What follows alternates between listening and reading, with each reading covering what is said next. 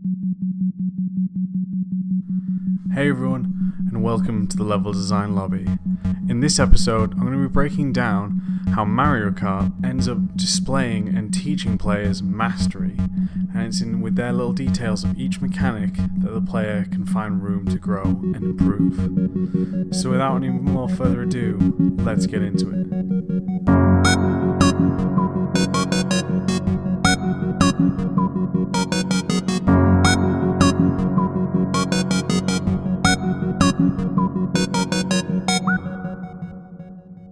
Hey everyone, I hope you're well, playing and or making the games that you love.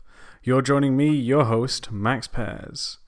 And I hope everyone is doing well and having a great time. During the point of me recording this, it is currently Christmas Eve. I'm sure this will come out a bit later, but I do hope you all did have a Merry Christmas and probably a Happy New Year when this one comes out. So yeah, I hope everyone got some nice gifts and everything. And I'll be talking about something a little bit more, well, something cool. And I didn't really notice this until I was playing some more of this game, which is obviously Mario Kart. And I was playing this with a few people from work on the train as we went off to the Christmas party for work. And I normally play a bit of Mario Kart. I'm pretty good, I'm not going to lie. I do very well. Even play online. Brought home a couple of championships to Poland. They're very welcome. I won't watch this. Someone's just going to absolutely destroy me for this. But yeah, it's a game that I do enjoy, and it is one that I come back to on my Switch if I'm ever kind of waiting for a train or on the plane. There's other games that I'm playing on it, such as Gris and currently Celeste as well, which I'm sure I'll do a breakdown on further. But yeah, it was when I was playing Mario Kart with some friends on the train that I started to notice certain things, because some of my friends on the train had not played the game, or others had played it but didn't realize certain things about the games, about certain mechanics in the games, that just got me thinking that there's actually a lot more than just, driving and getting your power-ups to win. Now, obviously, there's some issues with some of the balancing on those power-ups, as blue shells, but in Mario Kart 8, they do address that with the sound box. But it's not about that, it's the other details within it that I thought was really interesting and just got me thinking about quite a few things and the different levels that we as players can play Mario Karts. I'm genuinely impressed by. And I didn't even really pay attention to it until seeing it from fresh eyes and a new perspective, because although there is different things that are, that they're doing to me in terms of playing the game, there's other things going on as well, such as what I was doing to help me get ahead, and it wasn't just because of the faster car. So we're going to go into this and go through some of the mechanics step by step and talking about the sort of mastery to them and the kind of risk reward that they offer. So now that we've got that kind of clear, this nice little short information segment, let's go into actually some of the mechanics. And the first one is the starting line. Now in the starting line, you're all lined up, positions 1 to 12, like any racing game, and then you have the countdown to before the race begins. And what's really interesting about this, because I don't know if many people watch motorsports who listen to the podcast, I occasionally tune into F1. I'm a Lewis Hamilton fan, 5-time champion now, which is great. Great for England as well. But what's interesting to me is obviously it's about getting the revs up, right? And it's been a while since I've drove a car, so you'll have to forgive me for my technical jargon or understanding is a bit off. So when you're changing a gear to the car, it's about getting that revs at a certain point, so when you change the gear, you don't lose any momentum when going with it. And this is one of the challenges that race drivers have to get right when they're starting the race, to help them get ahead of other cars to make that smooth transition. But Mario Kart tries to do a similar thing, but they do it in a different way. Now, because obviously you don't change gears in Mario Kart, what they do instead is they actually allow you to time your start. So some people will either hold the button down from the very get-go of 3 or wait till it says go and then set off. But there's an in-between area of this, which is great. So if you are someone who holds down the button from the very get-go, from the start the countdown from the number 3, you'll actually mess up your start, and then the car will, puff out smoke and won't go forward because you've over revved, if you will, the engine. But if you just press it from the minute go, then you're just going to get a normal start from there. But there's actually a sense of, again, mastery towards this mechanic itself, and that is when you're actually timing it. And for this, it's the timing of when to press the button. To do so, the right moment to press it is halfway between the number 2. And when you do this, you get a boost. And I think that's incredible here, because what would seem just as a normal thing as part of the race, you just hold it and you go.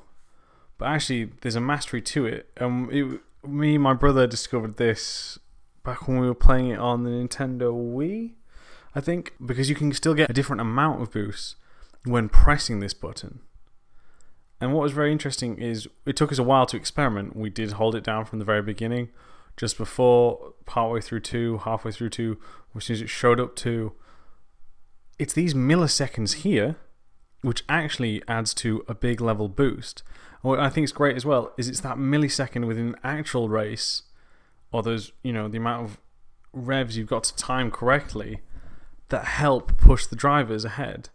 So it's fantastic just when you're thinking that there isn't a way to change gears, there isn't a way to manage revs, but they've done a great way to try replicate this feeling just from the length that you time holding down that button. And again, that's a sense of mastery yet again. No one teaches you this, I don't believe. Not that I saw. But there you are, trying to master it. If you are experimenting with this game, then you are actually finding that you're able to get a head start, to be able to get that boost, to get ahead of the competition. I'm amazed by this. All something as just when to press a button. It is that simple. It is timing on when to press a button. It is taking such a simple input, but adding, again, I'm just amazed by this sense of mastery behind it. And this is one of the reasons I wanted to do this episode, because there was things after playing my friends in the race that I was doing to just get ahead of them, to help grow this gap between us. So think about that. Think about how you can take such a simple thing that if you are replicating a certain kind of activity or feel within your game, how can you replicate that? The reloading mechanic in Gears of War was one of the best ones in my opinion. It's a shame that we don't see more of that, honestly, in my opinion, because I think it was a great mechanic. So yeah, that's one of them. It's the starting line boost. So now that we've got that one done, we're now going to be talking about, let's do the drift. We're going to talk about the drift. I was going to do something else, but let's do the drifting first. So for those who haven't played, you can drift corners in, Fast and Furious Tokyo Drift style. And it's up to you. You don't have to. You can set your car on automatic and it will just turn the corners normally. But if you're wanting to get a bit more of a challenge, but also able to get an advantage, then you can do this through drifting. Now, drifting, when you come around a corner, you press the L button, and this will then set your car into a skid form, and then you can go turn corners easily.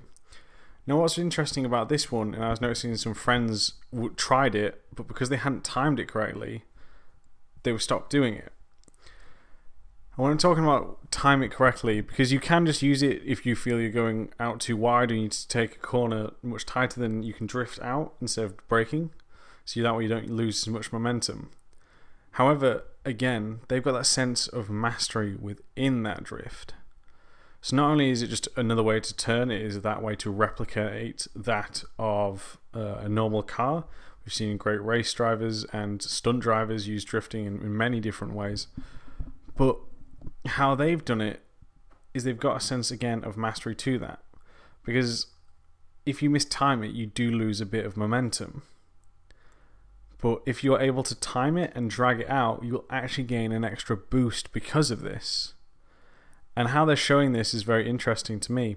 they're showing it in different ways as well, because there's levels to this drift.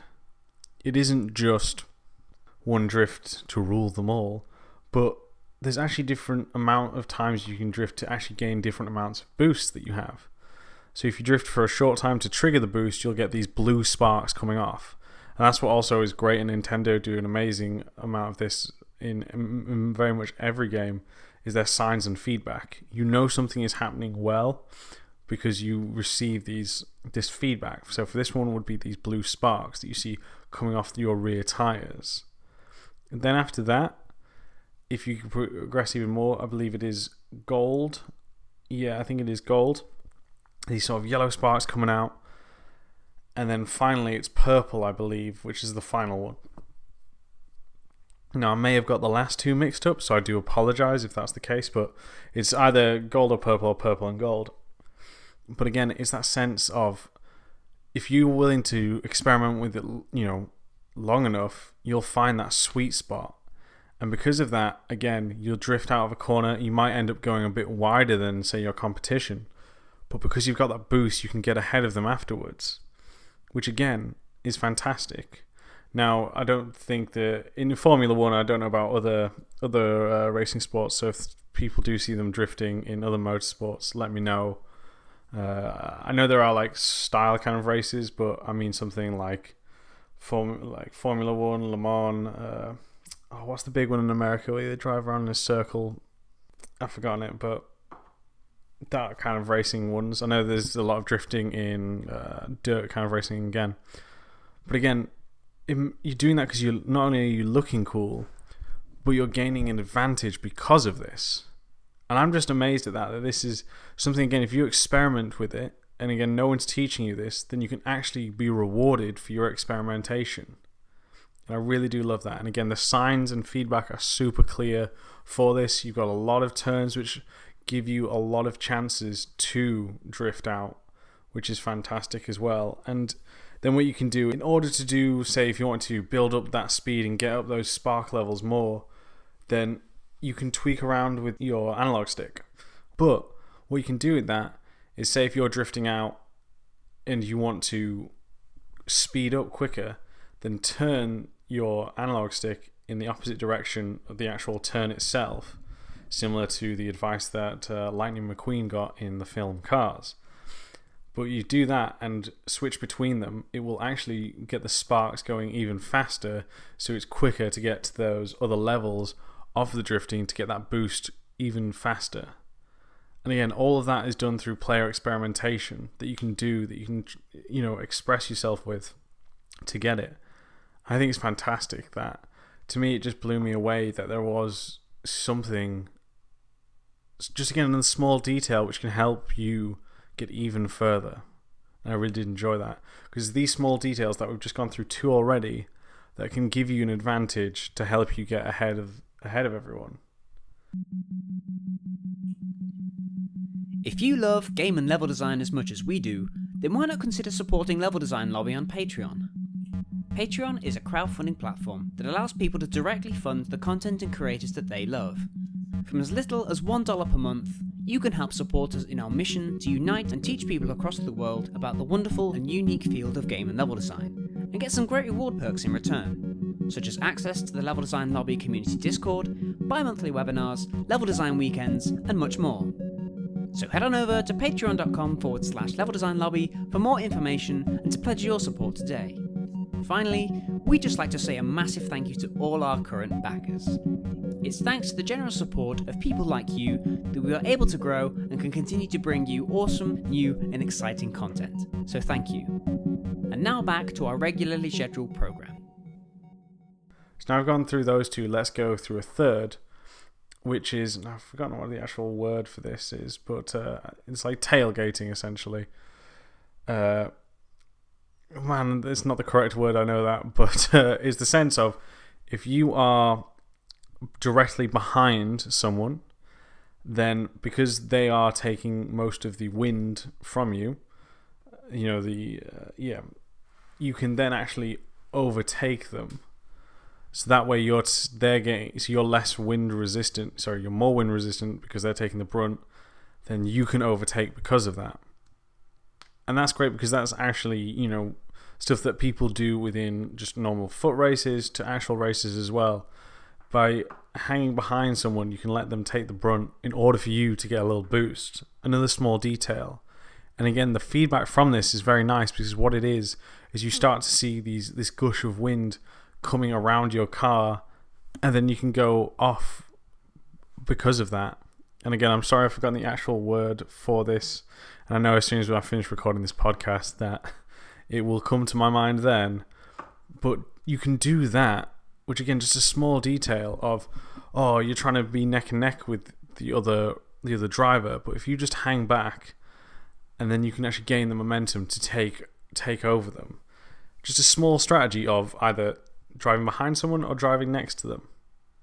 And it's for this as well, which I think it rewards driving fans as well.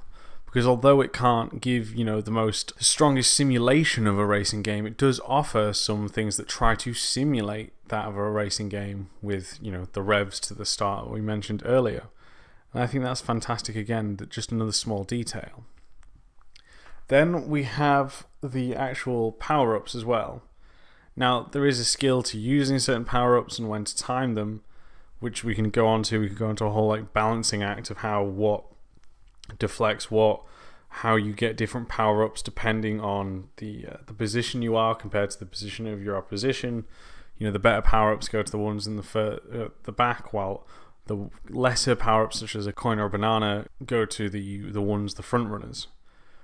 But what I want to talk about is actually different ways to use them, because they changed a bit in Mario 8 compared to that of the previous version that I played on the Wii. But what it was that was the big changes to me that I noticed is when you had, say for example, a barrier of either green shells or bananas, even if you're down to one of those items, because you've got 3 floating around you for those who haven't played, basically, no matter what, if someone fired a red shell or something at you, no matter what number your barrier was on, it would always block the attack. However, in this game, in this version, say, of Mario Kart 8, it's not the case. It has to time when your barrier is spinning. So if there is a gap in your defense and the red shell comes through, then it doesn't matter because it's got through that gap in your defense, which is obviously more realistic, which is a better thing, you could argue. But because of that, and at first I did not like it because now there's another level to it that I have to get. But what they're doing is making sure that you have to get a better understanding of how this game works. So a friend of mine was experimenting, and I didn't realize this, but say for example, if you get those 3 bananas around you, if you hold down the trigger, then actually it will stop them from spinning around but create a line. So as if you're holding back. I can't remember if it's the trigger, if it's holding down the down button on the D-pad. But basically, because of this, it gives you a chance to, instead of relying on luck or timing, it's now allowing you to choose when you should fire them off. Now, it becomes a bit harder because you're having to hold down your finger on the finger or thumb, should I say, on the button. But now you've got a bit more precision of when you want to use it.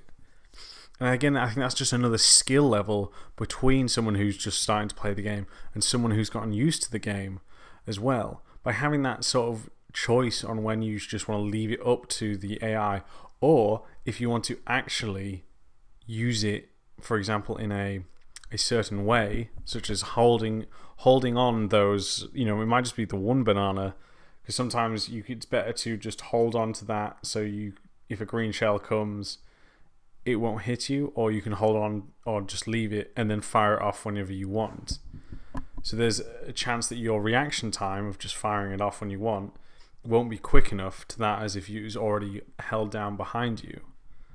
Again, small details, but allows the player to understand, well, not understand, but to gain an advantage and not rely so much on their reflexes, which I think is just another small detail, yet an incredible one for the game with itself. And now we're going to go on to the final one for me. And I didn't realize this because a friend told me, but I didn't notice it. And maybe I'm wrong here, so if I am, this is just something we thought that was going on, do let me know. But because it is a Mario game, and within all the Marios throughout the franchise, the main Mario games, you have to collect coins. That is one of your objectives, collecting coins. It's something that you can either unlock stuff later, but it's also a way that they guide the players, in previous versions of the game. And they do a similar thing here. Now you can gain coins across the track. It is one of the power-ups. And because of this, you can actually, unlock car parts later, maybe some characters. All of these come from you collecting coins as you race through. But what we start to speculate, or notice, shall we say, is that the more coins you have, the faster your car goes. Which I think is really cool because it is a throwback to the Mario franchise. And you may not want to, you may not even notice when you're doing it at the beginning, like, ugh, why am I even wasting time on this, etc. on getting these coins. But it actually gives you a boost. The more coins you have, the more speed that you will gain from it as well. It's a small detail that players might not even bother with, especially beginning players. But when you start to understand that you need those coins, and when you are attacked by other players' power-ups, and then you lose coins because of this, well, then now you want to go back and get those coins even more, because now you need to gain that speed compared to someone else, which I think is fantastic. Another small detail towards it. And I really enjoyed that one. I think it's a fantastic one as well. But yeah, you can also select your cars. A lot of people think they're cosmetic, and the reason for that is the actual stat sheet for your car is hidden behind a button press, which I don't agree with. Because I'm sure you can probably win and stuff without the fastest car, but I think it's more important that they should share that information. But that's just a small gripe that really, isn't a huge thing, because it's a Mario Kart game as well, and people want to drive around in just funny cars as well, so it's not a big thing. But those are some of the details that we have there. Even such things as when you go onto the floating side of the track, it's actually better to bump into opponents and to objects when in that, because that gives you a speed boost compared to when you are actually just in your car form, which is a very interesting thing there, because it's subverting your experience, because it's not good to bump into other players, especially if you're a small character, such as, say, for example, Shy Guy versus a giant character like Bowser, which can crush them when running over. But you can do that and again, it gives you a speed boost. There's a lot more details than that than I probably am aware of still, but these are just some of the ones that I have noticed for you all here. And it's that sort of thing which, again, these details help to make this game much more memorable and something that you come back to. You'll play it with your friends anyway because it's a good party game. But by having this, I think it adds that replayability factor towards the game, because you start to discover more and more stuff, and it's more interesting that they don't actually teach that to the player as well. So there are my thoughts on Mario. I hope you did enjoy it. I did enjoy playing that with some friends. It's a good one to play, and it is great for the Switch. I do enjoy it. If people do want to throw down on Mario after all my smack talk, then please let me know. We can have some races and stuff. That'd be cool. And yeah, I hope you're all having a great morning, day, night, or whenever you're listening to this, and all the best. If you want to see more level design or game design tips for bite-sized ones, check out my Twitter @MaxPairs. If you are wanting to reach me any other way, then do so through email, leveldesignlobby@gmail.com. And if you want to support the show, then please do check out the Patreon, which is patreon.com/leveldesignlobby. And thank you to all the patrons that we have now as well. You're amazing. Absolutely appreciate each and every one of you. Thank you all. So take care, everyone, and I will catch you all next time.